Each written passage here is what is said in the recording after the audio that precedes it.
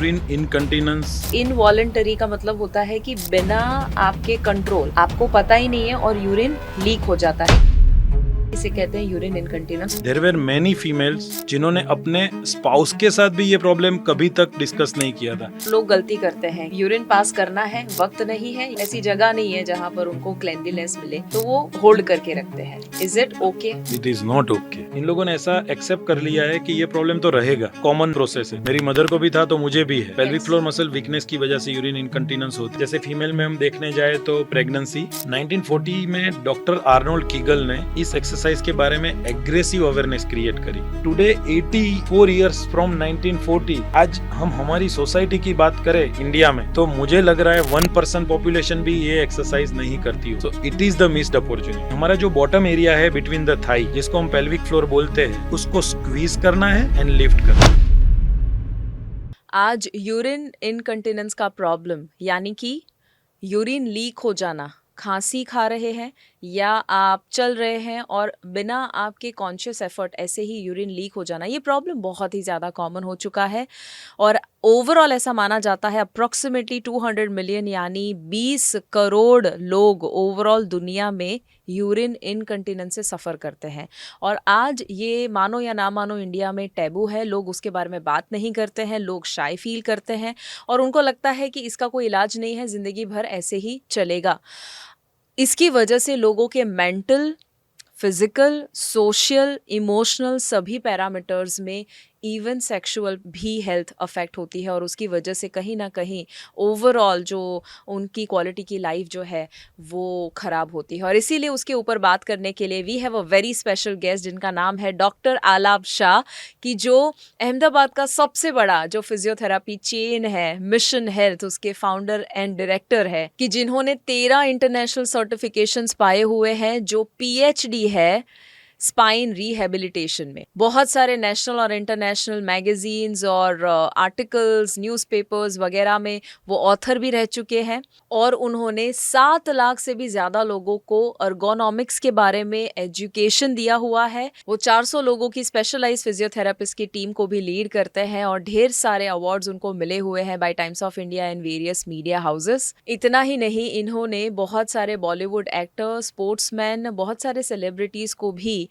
सेवा अपनी दी है, इंक्लूडिंग जो हमारे फॉर्मर प्रेसिडेंट ऑफ इंडिया रह चुके हैं ऑनरेबल श्री अब्दुल कलाम सर। ये पूरा पॉडकास्ट डेडिकेटेड है सिर्फ यूरिन इनकंटिनेंस और पेल्विक फ्लोर मसल्स को लेकर। बहुत सारा नॉलेज आपको मिलेगा, यू विल अंडरस्टैंड कि क्यों ये प्रॉब्लम होता है। आपको रूट कॉजेज से लेकर सोल्यूशन से लेकर घर पे बैठे क्या करें या आप अगर ट्रीटमेंट भी लेना चाहते हैं क्या करें, सब कुछ ये ऐसा समझ लीजिए कि आप पूरा प्रॉब्लम स्टार्ट टू एंड समझ जाएंगे। एंड आई वॉन्ट कि आप एंड तक ज़रूर देखें। ये पॉडकास्ट को सिर्फ अकेले एंजॉय मत करना, आई एम श्योर इसमें से बहुत सारी वैल्यू आपको मिलेगी। तो मैं चाहती हूँ ज़्यादा से ज़्यादा लोगों तक ये पहुँचे, इसके लिए इस पॉडकास्ट को मैक्सिमम लोगों के साथ शेयर कर दीजिएगा। आपने फिट भारत को अब तक यूट्यूब पे सब्सक्राइब ना किया हो, बेल बटन को क्लिक ना किया हो, कर दीजिएगा। आप इसे इवन एप्पल पॉडकास्ट और स्पॉटिफाई के ऊपर भी देख सकते हैं। एंजॉय कीजिए ये special podcast. Welcome to holistic health with Shivangi Desai.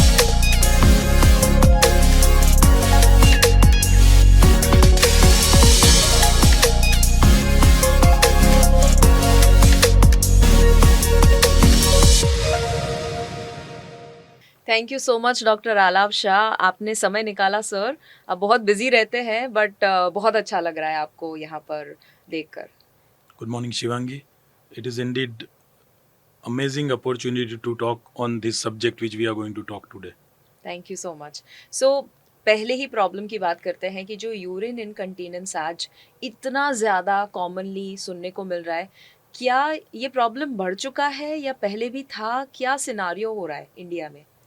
Urine incontinence आज है, हमारे मदर्स के टाइम पे भी था, उनके मदर्स के टाइम पे भी था, बट आज उसके बारे में थोड़ा डिस्कशन ज़्यादा शुरू हुआ है। पर कंपैरिजन करें तो अभी भी बहुत सारी महिलाएं इस प्रॉब्लम से सफ़र भी हो रही है, बट साइलेंटली सफ़र हो रही है। तो ये प्रॉब्लम बढ़ा नहीं है, उसके बारे में थोड़ा डिस्कशन शुरू हुआ है, ये गुड साइन है, बट अभी भी बहुत काम करना है इस फील्ड में।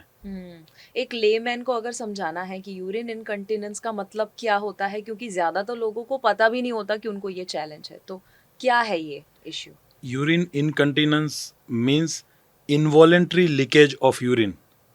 बेसिकली हमारा जो यूरिनेशन का प्रोसेस है वो वॉलेंट्री प्रोसेस है। It is completely controlled by the brain.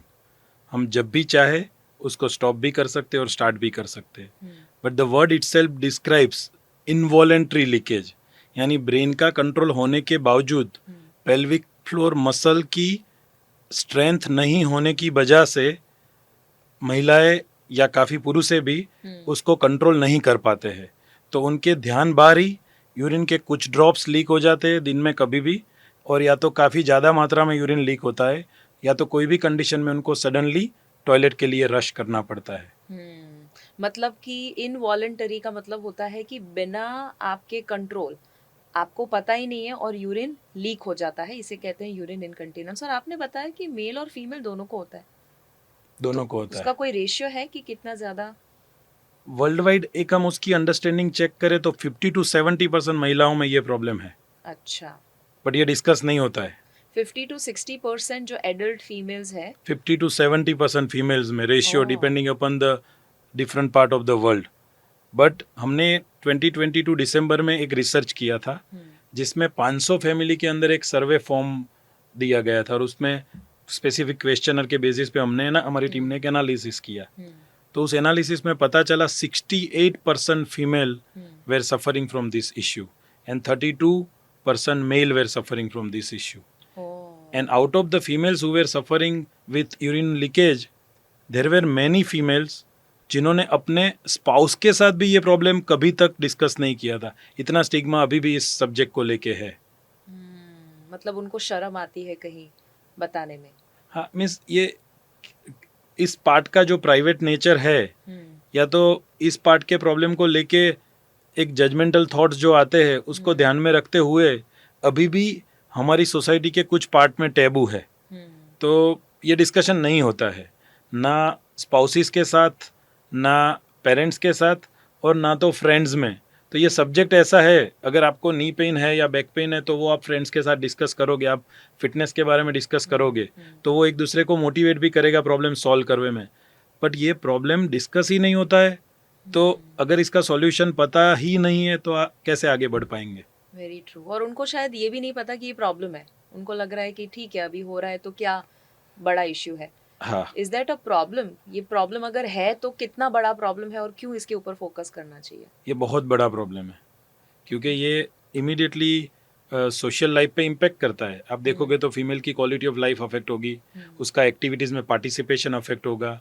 जैसे एक 65 ईयर का कपल है, रिटायरमेंट के बाद घूमना चाहता है, हस्बैंड बहुत शौकीन है, वाइफ भी शौकीन है, but because of urine control कहीं भी प्रॉब्लम होने की वजह से, कहीं भी एक्सीडेंट होने की वजह से उन्होंने सोशल पार्टिसिपेशन या आउटिंग ही बंद कर दिया है। तो आप सोचो क्वालिटी ऑफ लाइफ पे कितना इम्पेक्ट होगा। एक 45 ईयर फीमेल, हमारे एक मध्य प्रदेश के पेशेंट है, उसके बारे में डिटेल बाद में बात करूंगा, दिन में 10 से 12 डायपर बदलने पड़ते थे। तो it is a problem. And सबसे बड़ा प्रॉब्लम क्या है पता है? एक्सेप्टेंस। इन लोगों ने ऐसा एक्सेप्ट कर लिया है कि ये प्रॉब्लम तो रहेगा, या तो ये तो कॉमन नॉर्मल एजिंग प्रोसेस है, मेरी मदर को भी था तो मुझे भी है। तो acceptance is the biggest problem, क्योंकि जब आप एक्सेप्टेंस के मोड पे आ जाते हो तो सॉल्यूशन की बात ही नहीं है। बदलाव के बारे में आप सोचोगे ही नहीं। सो ये रिवर्स हो सकता है अगर कोई ये सुन रहे हैं और उनको फैंटास्टिक problem- रिवर्स हो सकता है, फैंटास्टिक। ओके, कितने समय में रिवर्स हो सकता है? हम जरूर बात करेंगे कैसे रिवर्स करना, बट होप देना चाहते हैं जो लोग सुन रहे हैं उनको, कितने समय में हो सकता है? उसकी आइडियल प्रॉपर फिजियोथेरापी ट्रीटमेंट ले जाए तो 3 वीक में हम उसका रिजल्ट दे सकते हैं, और उसमें भी उसके स्पेसिफिक कोई टेक्नोलॉजी के बारे में हम बात करेंगे सिर्फ 6 सेशन के अंदर। और उसके बाद भी उसकी जो एक्सरसाइज घर पे सजेस्ट करते हैं वो हार्डली 3 to 4 मिनट्स की एक्सरसाइज है। तो वो करने से female can develop the strength of pelvic floor muscles. Beautiful. आप कुछ कुछ एक्सरसाइज भी कुछ समय में बताने वाले हैं कि घर पे क्या कर सके, बट यहाँ पर आपने जो रेशियो बताया 68% फीमेल्स और 32% मेल, जो आपने स्टडी किया उसमें इतने सारे लोगों को अगर है यूरिन इनकंटिनेंस, तो इसकी वजह क्या है? आपने पेल्विक फ्लोर मसल के बारे में बताया, तो वो वजह क्या वो है, वो वीक हो जाना? और पेल्विक फ्लोर एग्जैक्टली होता क्या है और कहाँ होता है? So pelvic floor as the name suggest, वो पेल्विस का फ्लोर है। हम्म हमारी जो एब्डोमिनो पेल्विक कैविटी है उसके नीचे एक फ्लोर है। ये एक हैमोक शेप का स्ट्रक्चर है जो फ्रंट में प्यूबिक बोन से अटैच होता है और पीछे कॉकिक्स के साथ। और ये जो स्ट्रक्चर है उसके दो इंपॉर्टेंट फंक्शन है। एक तो स्टेबिलिटी देना, सो कॉमन मैन के लिए एब्डोमिनल मतलब आपका पेट जहाँ खत्म होता है और उसके नीचे पेल्विस हिप शुरू होता हाँ है, हाँ। उसके तो बीच में। एब्डोमन और पेल्विक बीच में नहीं, एब्डोमन और पेल्विस के नीचे, यानी हमारे पूरे ट्रंक के नीचे दो थाइस के बीच का पार्ट, दो थाइस के बीच का पार्ट, जहाँ पे एक पेल्विक फ्लोर बनता है मसल्स, कनेक्टिव टिश्यू और फेशिया की मदद से। और उसका मुख्य काम है सपोर्ट देना। तो किसको?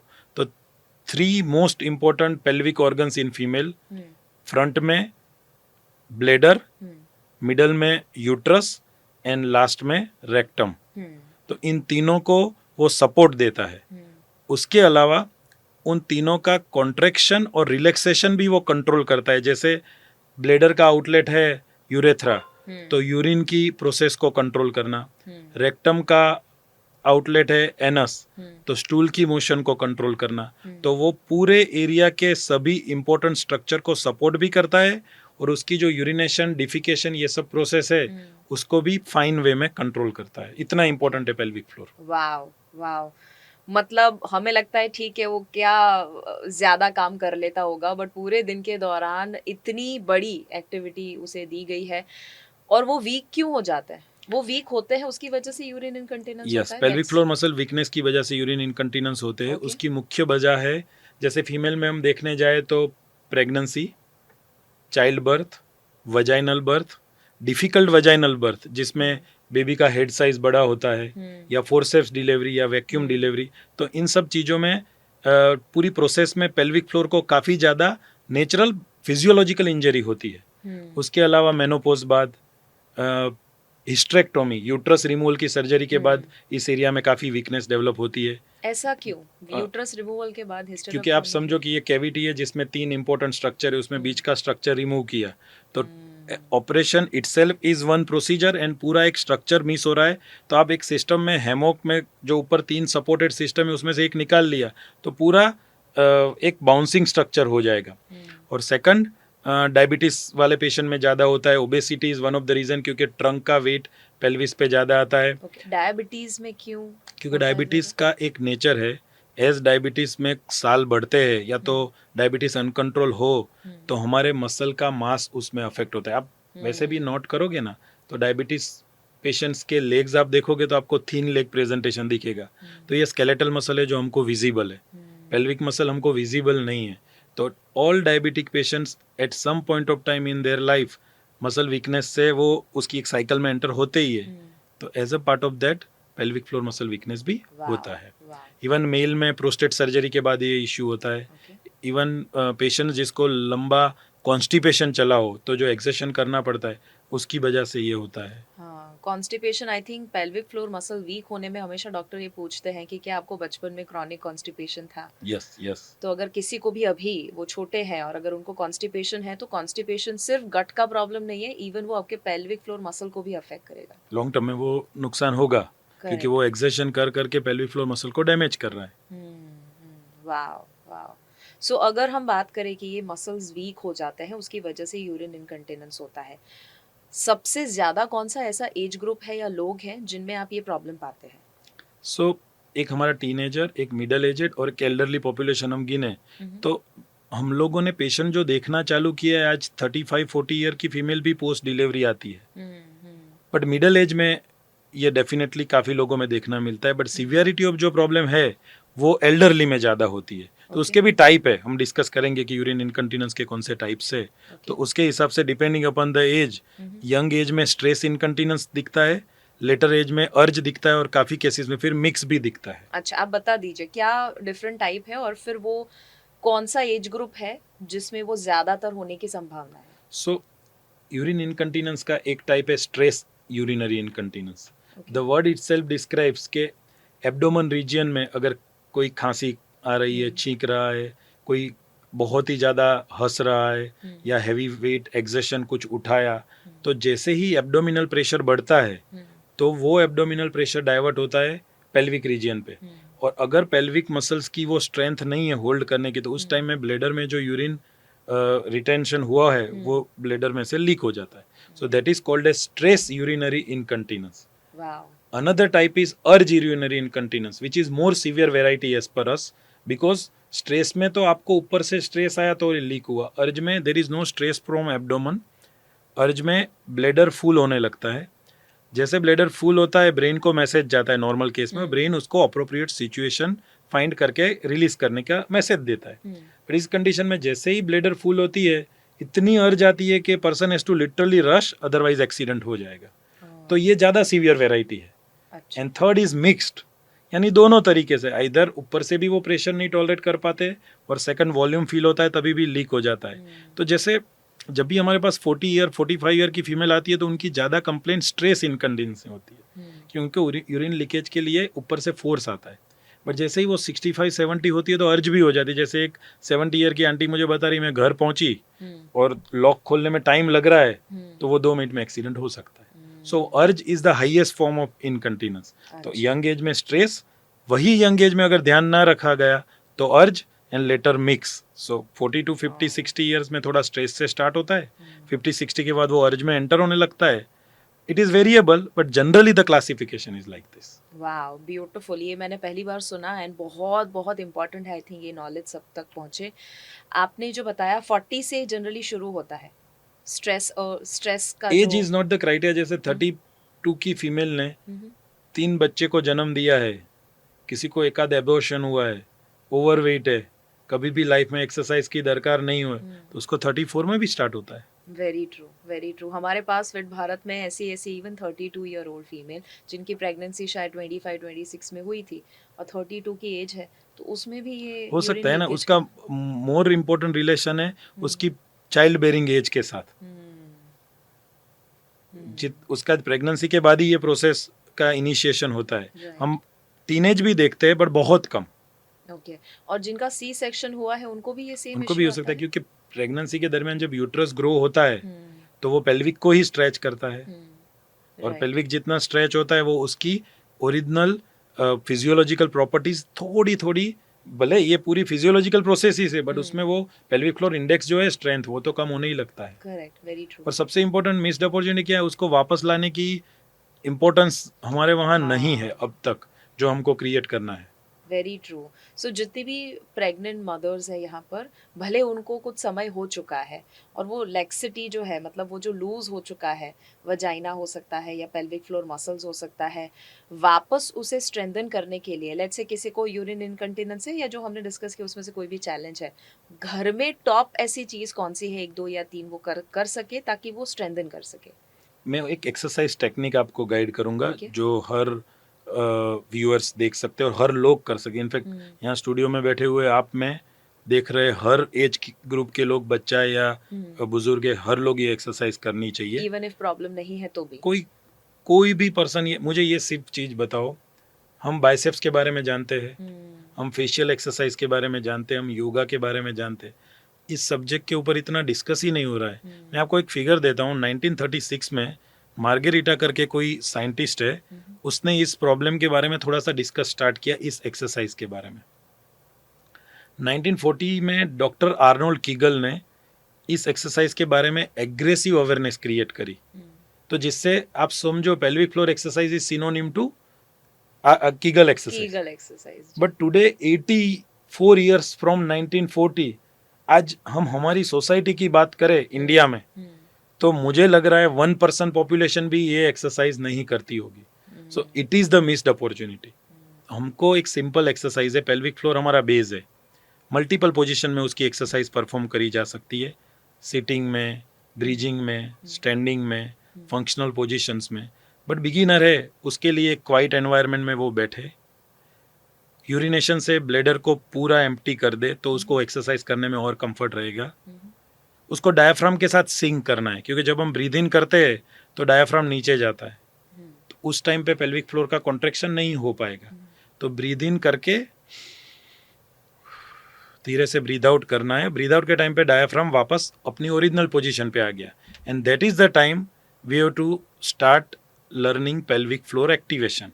तो ये थोड़ी समझने के लिए डिफिकल्ट क्लू है, but once mastered it is very easy.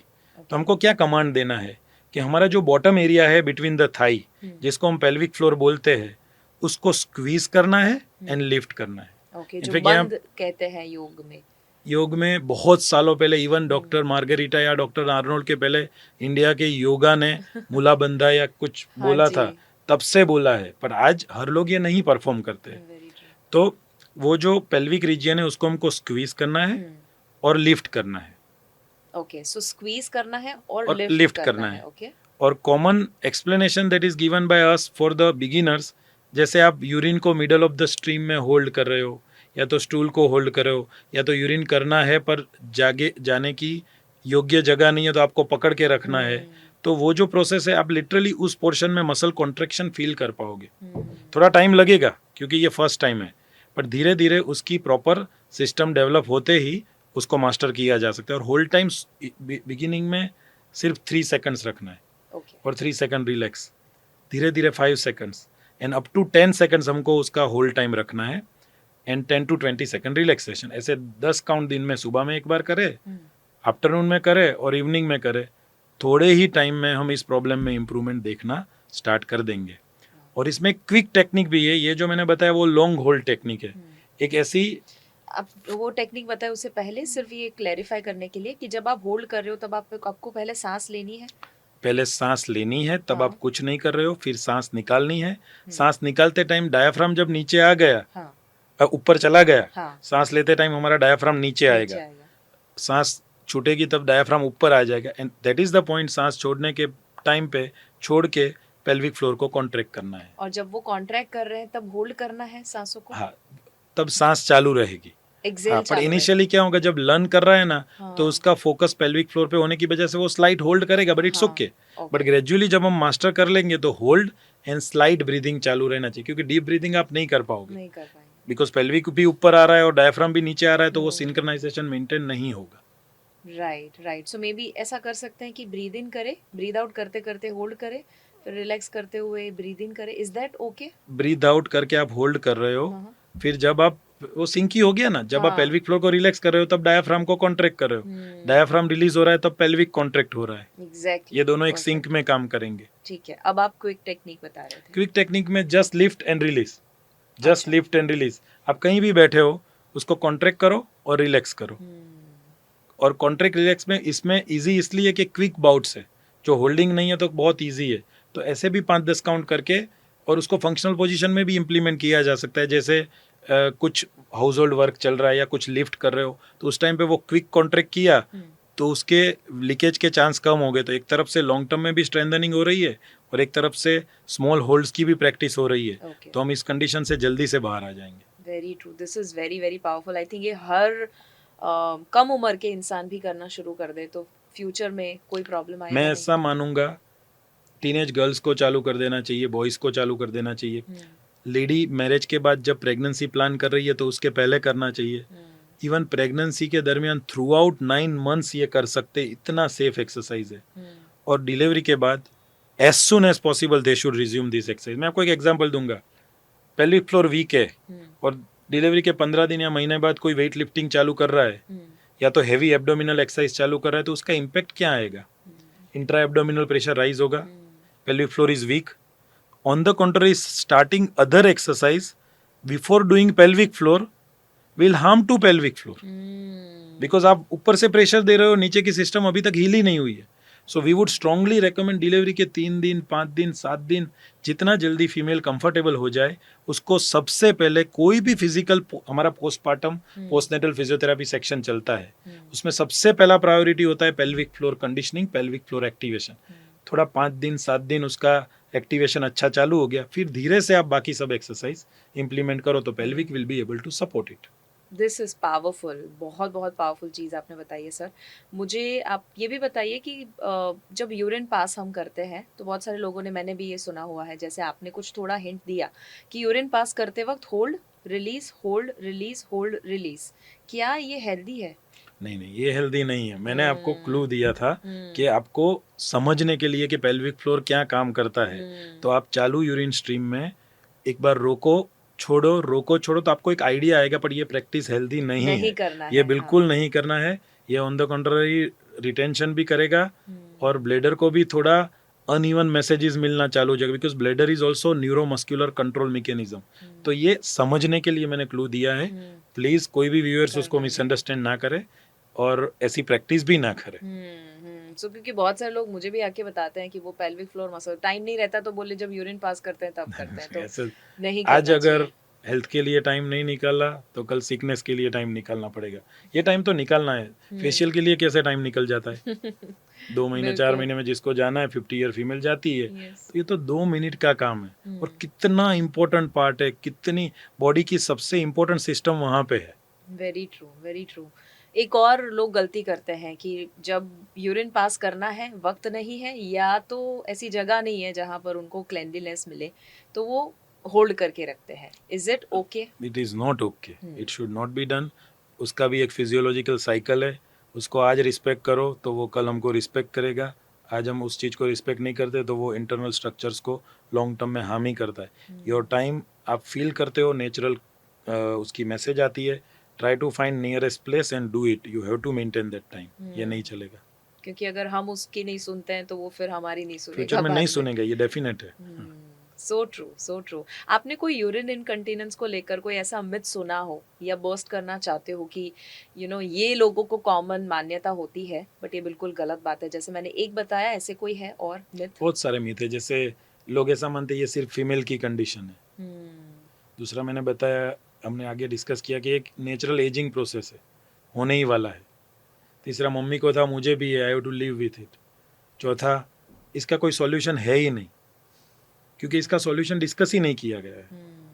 पांचवा, एक बहुत ही इम्पोर्टेंट कुछ ग्रुप में हम लोग कुछ वर्कशॉप करते हैं, उसमें फीमेल्स के जो क्वेश्चनर होते हैं, हमारे पेल्विक हेल्थ फिजियोज उनके साथ डिस्कस करते हैं. उसमें एक ऐसा आया डिस्कशन कि पानी पीना कम कर दो. We can not do that, क्योंकि हमारा बॉडी भी हाईएस्ट परसेंटेज वाटर से बना है. तो water is the basic need for the for every physiological activity. तो पानी पीना कम करना वो उसका सॉल्यूशन है ही नहीं. पानी नॉर्मल मॉडरेट अमाउंट में जो पीना है वो पीना है.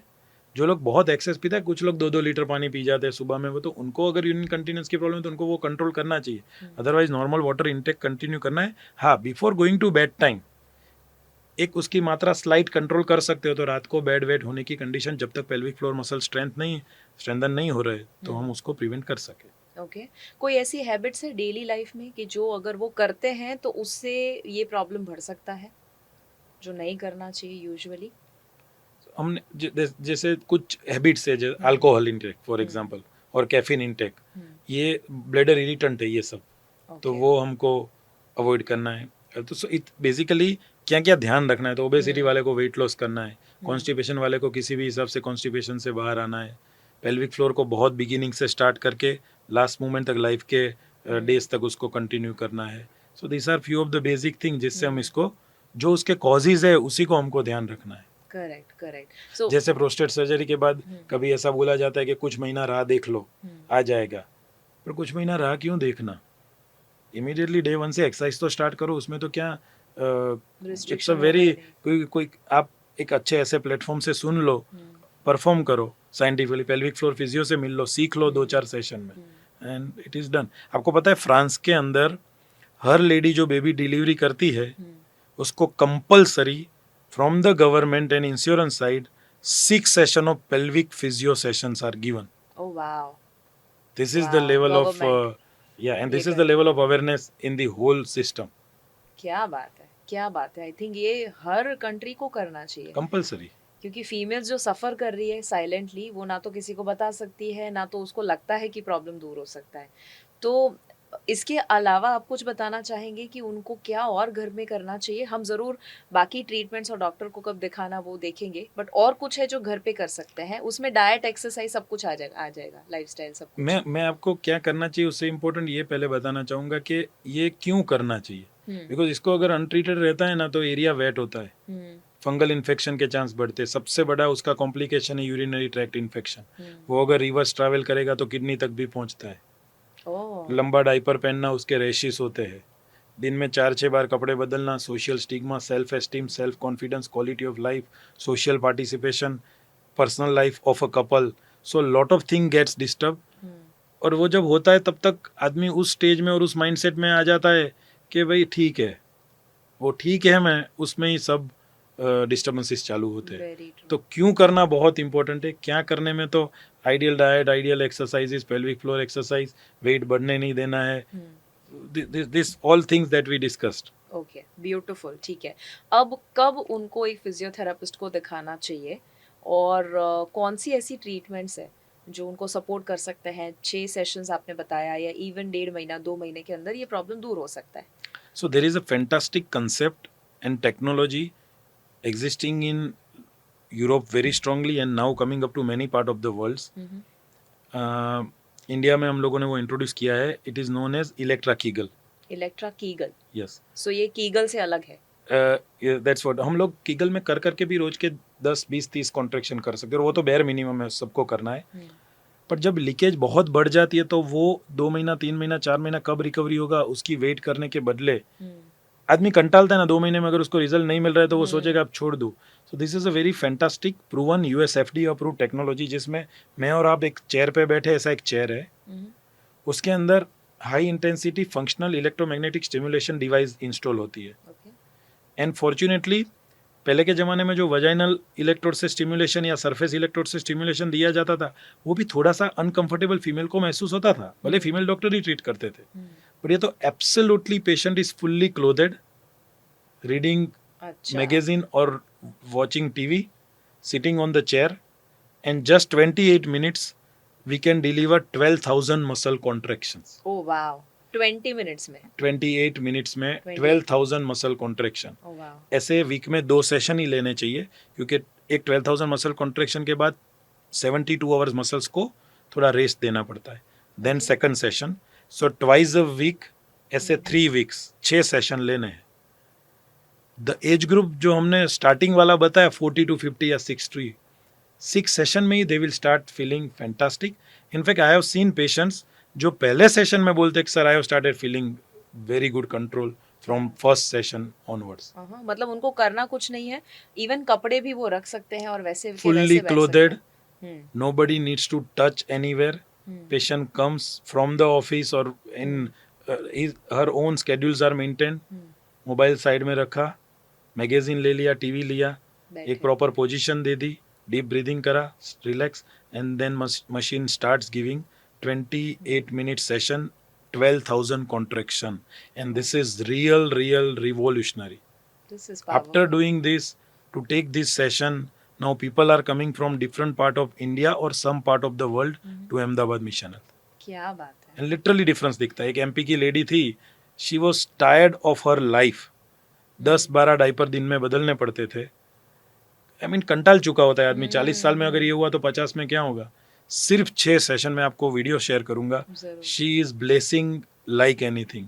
आई am completely able to control my urine. आपको बहुत सारी दुआएं भी मिलती है. अच्छा लगता है कि है ना, क्योंकि आप जो काम कर रहे हैं वो लोगों के प्रॉब्लम सॉल्व करने का काम कर रहे हैं, और लोगों को जब थक जाते हैं, फ्रस्ट्रेट हो जाते हैं, और ऐसा कुछ अगर टेक्नोलॉजिकल एडवांसमेंट उनको मिल जाए, बट एक सवाल लोगों के दिमाग में आएगा कि ये तो महंगा होगा. तो आप अगर एवरेज बता सके कि एक सेटिंग का एवरेज कितना खर्चा होता है? सब बता दूंगा. मैं उसके ऑप्शन भी दूसरे बताता हूँ ट्रीटमेंट का. एक ऑप्शन पहले के ज़माने में मेडिकेशन चलता था, आज भी चलता है, बट मेडिकेशन इसमें इतना इफेक्टिव नहीं है, और जिसको इफेक्टिव भी है उसकी साइड इफेक्ट है, जैसे कि ड्राई माउथ होना, ब्लरिंग ऑफ विजन, कॉन्स्टिपेशन, और कुछ लोगों में यूरिन रिटेंशन स्टार्ट हो जाता है उस दवा से. तो मेडिसिन और कब तक लेंगे वो भी इम्पोर्टेंट है. दूसरा ऑप्शन था surgery, sling surgery, suspension surgery. तो कुछ लोगों में वो सक्सेसफुल है, कुछ में नहीं है. बट जैसे रिट्रोप्यूबिक सस्पेंशन सर्जरी की एक नोटेड साइड इफेक्ट है, आज यूरिन लीकेज होता है. काफ़ी पेशेंट ने ऐसा नोट किया कि अभी यूरिनेशन में डिफिकल्टी आने लगी, तो आज लीक हो जाता था, कुछ दिनों बाद सर्जरी के यूरिन पास करने में डिफिकल्टी आ रही है. And less than 5% patients have reported retention, permanent retention. So उससे यूटीआई और lot of complications can happen. उसके कंपेयर में हम यहाँ पे आए तो इलेक्ट्रा कीगल 6 सेशंस या ज़्यादा क्लिनिक में ले रहे हो, बाकी का घर पे कर रहे हो. वेस्टर्न कंट्रीज़ में कुछ पार्ट ऑफ यूरोप में जाए या यूएस में तो उसकी कॉस्ट 100 यूरो पर सेशन से लेके €200 पर सेशन से लेके $200 पर सेशन तक होता है, अच्छा, जो यहाँ सिर्फ 3 to 4,000 रुपीज पर सेशन में ट्रीटमेंट हो जाता है। ओके। और आइडियली 6 सेशंस में उनको रिलीफ मिलना शुरू हो सकता है। बहुत fantastic. Okay, okay, this is beautiful. ठीक है, मतलब ऐसा नहीं है कि उनको कुछ लाखों रुपए ज़्यादा खर्च करना पड़ेगा। ऑफ कोर्स वो घर पे अगर ट्राई कर सकते हैं, रिलीफ मिल जाता है, ग्रेट। नहीं मिलता है, देयर इज एन ऑप्शन। बहुत सीवियर है तो वेट नहीं करना चाहिए। मॉडरेट लेवल का है तो जो एक्सरसाइज हमने डिस्कस करी वो करके पेशेंस के साथ, लाइफस्टाइल चेंजेस के साथ 1 मंथ, 2 मंथ, 3 मंथ अगर वो सस्टेन कर पाएंगे, they need to show off, they need to do it consistently, तो रिजल्ट मिलेगा, क्योंकि ये प्रूवन साइंस है। आप लंबा रूट ले रहे हो या शॉर्ट रूट ले रहे हो, अल्टीमेट तो आप डेस्टिनेशन पे पहुंचोगे ही। सर, आपने बहुत सारी चीज़ें गाइड करी है and I am really enjoying this conversation, क्योंकि मुझे लगता है ये अगर कोई भी इंसान सुन लेगा ना, अगर उसको ये प्रॉब्लम नहीं है तो ये सबसे बड़ा ब्लेसिंग है उनके लिए कि नहीं होगा ये सुनने के बाद, और अगर है तो एक होप और फेथ मिल रहा है कि ये रिवर्स हो सकता है। चाइल्ड बर्थ जितने लोगों का भी एक कंसर्न है कि क्या प्रेगनेंसी के बाद या डिलीवरी के बाद क्या ऐसा होता है जिसकी वजह से यूटीआई और यूरिन इनकंटिनेंस वगैरह वगैरह इश्यू बढ़ सकता है? सबसे पहला, जो पूरी प्रेगनेंसी की प्रोसेस है ना, उसमें एक हार्मोन रिलैक्सिन रिलीज होता है, बॉडी का फिजियोलॉजी है, जो पूरे पेल्विस बोन को, बिकॉज यूट्रस इज ग्रोइंग, तो पेल्विस बोन उसको एक्सपांड करके अकोमोडेट करता है। तो यूट्रस की ग्रोइंग डिमांड को, बच्चे की ग्रोइंग डिमांड को अकोमोडेट करने के लिए पेल्विक बोन स्ट्रेच होते हैं, वो उसका नॉर्मल साइंस है। तो उसके साथ साथ पेल्विक फ्लोर मसल भी ओवर स्ट्रेच होते हैं। एंड ये एक फिजियोलॉजिकल प्रोसेस है, नेचर ने हमको इसके लिए बनाया ही है। पर बच्चे का वेट ग्रो होता है 0.5 kg, 1 kg, 2 kg यूट्रस के साथ, तो वो वेट भी पेल्विक फ्लोर के ऊपर ही आता है। एंड उस टाइम पे भी एक पॉइंट इंपॉर्टेंट नोट करना चाहिए कि प्रेगनेंसी के दरमियान भी लेडी को यूरिनेशन के लिए कभी ज़्यादा जाना पड़ता है। क्यों? क्योंकि फ्रंट में हमारे ब्लेडर है और बैक में उसके पीछे यूट्रस है। तो यूट्रस जब बड़ा होगा तो उसके ऊपर प्रेशर डालेगा, तो उसको थोड़ा यूरिनेशन का फ्रीक्वेंसी भी बढ़ेगा।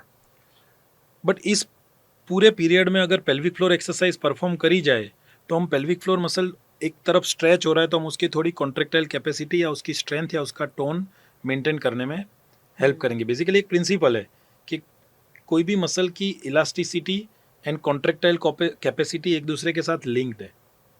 तो जब वो ओवर स्ट्रेच हो जाए, see slight stretch as you know in all exercise, थोड़ा स्ट्रेच करके आप उसको करो तो आप अच्छा परफॉर्म करोगे, बट ओवर स्ट्रेच करके वापस कॉन्ट्रेक्टाइल स्टेट लाने में डिफिकल्टी आती है। तो इट इज़ एक्सट्रीमली इंपॉर्टेंट कि ये स्ट्रेचिंग स्ट्रक्चर को रेगुलरली एक्सरसाइज करके उसका टोन मेंटेन किया जाए। And during delivery and specifically vaginal delivery, that is a normal delivery, उसमें तो लिटरली बच्चा पुश करके बाहर आ रहा है, तो वो it's a real fight in the whole process and with pelvic floor muscles. तो माइक्रोस्कोपिक एग्जामिनेशन में भी आप देखें उस टाइम पे मसल्स को, तो pelvic floor muscles are real damage. But body की नेचुरल हीलिंग कैपेसिटी है तो वापस हील होते, बट वो कभी भी नॉर्मल स्ट्रेंथ नहीं ले आ सकते। अगर वो ड्यूरिंग प्रेगनेंसी एक्सरसाइज करे या तो प्री प्रेगनेंसी उसको स्ट्रॉन्ग बनाए या after delivery immediately pelvic floor की एक्सरसाइज बिगिन कर ले, तो then they are able to bring this to the better state.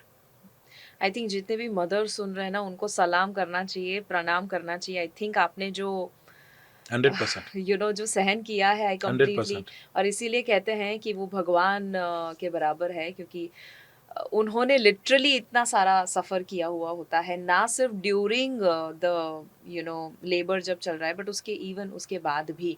अब इससे डरने की ज़रूरत नहीं है। आई नो कुछ लोग जो अभी टू बी मदर्स है, प्रेग्नेंट है या फ्यूचर में बनने वाले, उसमें उनको डरने की ज़रूरत बिल्कुल नहीं। 2 मिनट दिन में इन्वेस्ट करनी है अपने लिए, Yes. सिखा भी हम देंगे ऐसे प्लेटफॉर्म के द्वारा, तो उनको बिल्कुल। सेल्फ लर्निंग हो जाएगी। या तो बहुत अच्छे पेल्विक फ्लोर फिजियोस प्रैक्टिशनर होते हैं, उनके साथ जाके 1-on-1 सेशन ले ले, they learn it and they practice it. Once they learn it for rest of the life they can do it. Absolutely. Technique बराबर होनी चाहिए। हम कुछ हाँ। ग्लूटियाई को कॉन्ट्रैक्ट कर रहे हैं या एडक्टर मसल को कॉन्ट्रैक्ट कर रहे हैं, वो सब नहीं मतलब है। जेन्युइन प्ले, क्योंकि हम एक सेटिस्फेक्शन रहता है कि हमने कर लिया, बट वो होया ही नहीं है। राइट, मतलब राइट टेक्निक इज इम्पोर्टेंट। आपने जो अभी बताया, 2 एक्सरसाइज, एक क्विक और एक अगर होल्ड कर सकते एक हैं, लॉन्ग होल्ड एंड एक क्विक कॉन्ट्रैक्शंस, वो अगर कर सकते हैं इवन ड्यूरिंग प्रेगनेंसी, करना ही है। तो वो आपके प्रॉब्लम को फ्यूचर में अवॉइड कर सकता है। लवली। जितने लोगों को भी, स्पेशली फीमेल्स को ये इश्यू है, इवन आई थिंक मेल्स को भी, उनकी सेक्सुअल मेंटल हेल्थ में क्या असर पड़ता है जो आपने अपने एक्सपीरियंस में देखा है?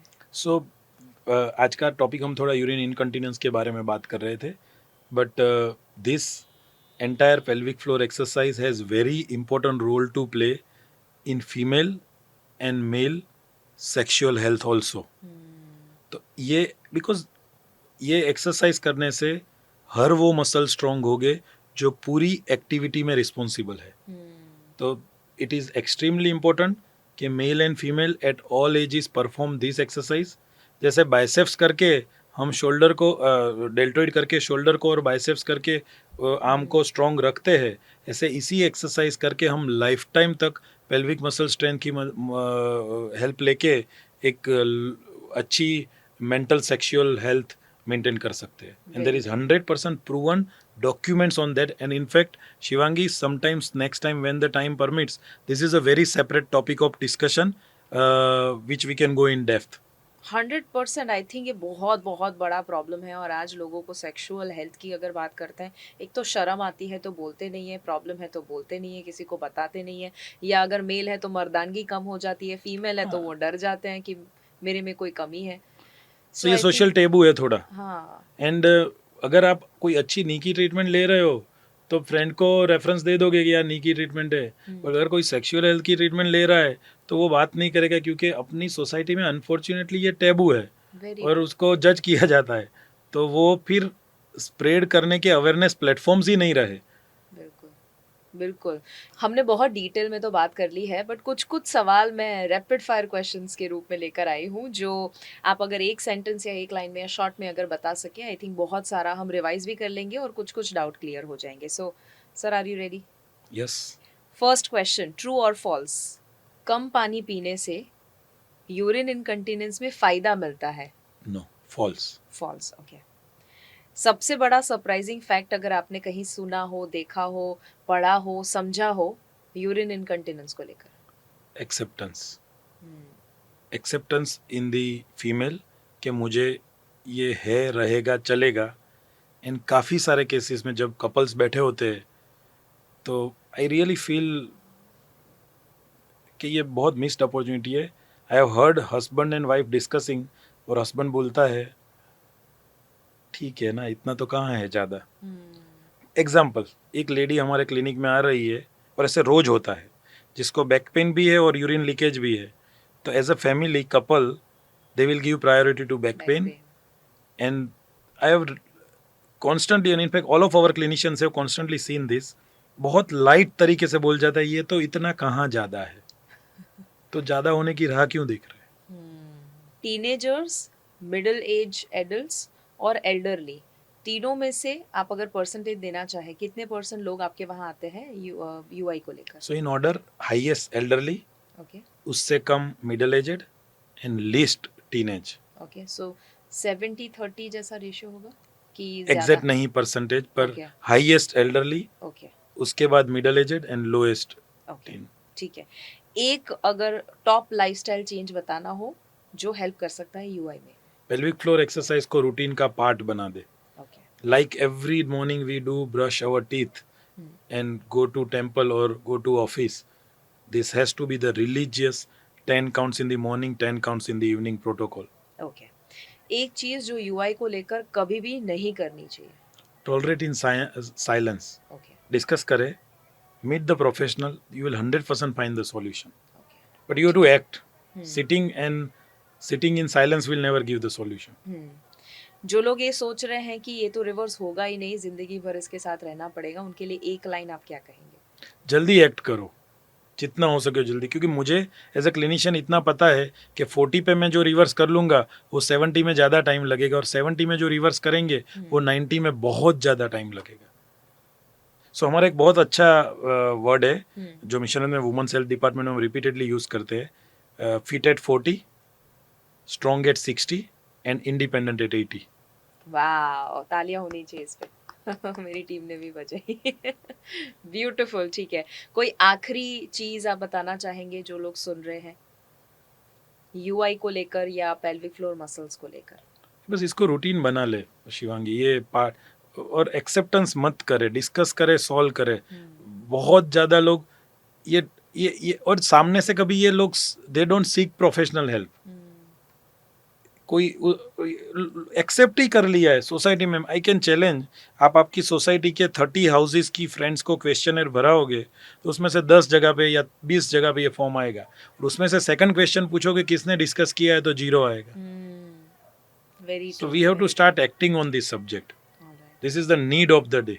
अगर कोई एक फूड बताना हो कि जो उनको पेल्विक फ्लोर मसल स्ट्रेंथनिंग के लिए, ओवरऑल यूआई के इश्यू को ओवरकम करने के लिए अगर ऐड करने की जरूरत है, तो वो क्या होगी? सो ये भी एक स्केलेटल मसल है, तो उसके स्ट्रेंथनिंग के like all muscles what is required is the protein. तो उनको नेचुरल सोर्सेज से या लगे तो एक्सटर्नल सपोर्ट से प्रोटीन इंटेक लेना चाहिए। Okay, that is going to help. Alright, beautiful. So आप सप्लीमेंट सजेस्ट कर सकते हैं उन लोगों को कि जो खाने में से पूरा नहीं कर सकते हैं? अगर वो उसका डेली फुलफिलमेंट ऑफ रिक्वायरमेंट नहीं हो सकता है तो एब्सोल्युटली यस। डॉक्टर आलाप, आप जैसे लोग जब होते हैं तो लोग ओपन अप भी होते हैं, टैबू दूर होते हैं और लोगों के प्रॉब्लम्स भी दूर होते हैं।